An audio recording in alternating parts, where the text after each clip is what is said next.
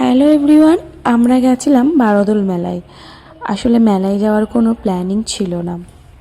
গিয়েছিলাম সানডেতে শপিং করতে। শপিং করার পর মাম্মাম একবার শুনেছে মেলা হচ্ছে, তো মেলার নাম শুনে ওর মনে একটাই ইচ্ছা হয় কখন আমি জাম্পিং করব আর মিকি মাউসে উঠব।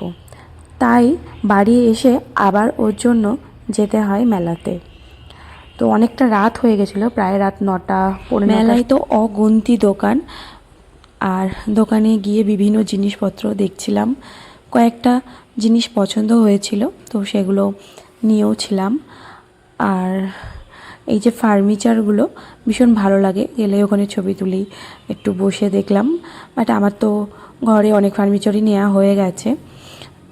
জীবন মানে শুধু সফল হওয়া নয়, বরং নিজের ছোট ছোট খুশির মুহূর্তগুলোকে উপভোগ করা, কারণ এই মুহূর্তগুলোই একদিন জীবনের সবচেয়ে বড় স্মৃতি হয়ে থাকবে।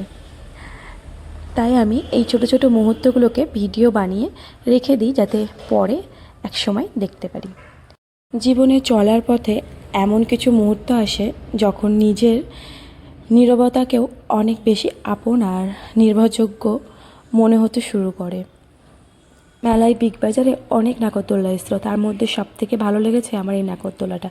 আমি শুধু ভাবছিলাম এরা কীভাবে এখানে বসে আছে, এত উল্টে পাল্টে খাচ্ছিল, যদি এখান থেকে পড়ে যায়। বা জানি এরকম কিছু হবে না, লাইফ জ্যাকেট আছে দেখলাম ওদের, মানে সিট বেল্ট আর কি। তো যাই হোক, মামাম সোনা দেখো জাম্পিং করছে, যেটা ও চাইছিল এতক্ষণ ধরে সেটাও পেয়ে আছে, তাই ও ভীষণ খুশি। হ্যাঁ, তারপর আশপাশ যে সমস্ত নাগরদোল্লাগুলো ছিল ওগুলোর ভিডিও করছিলাম।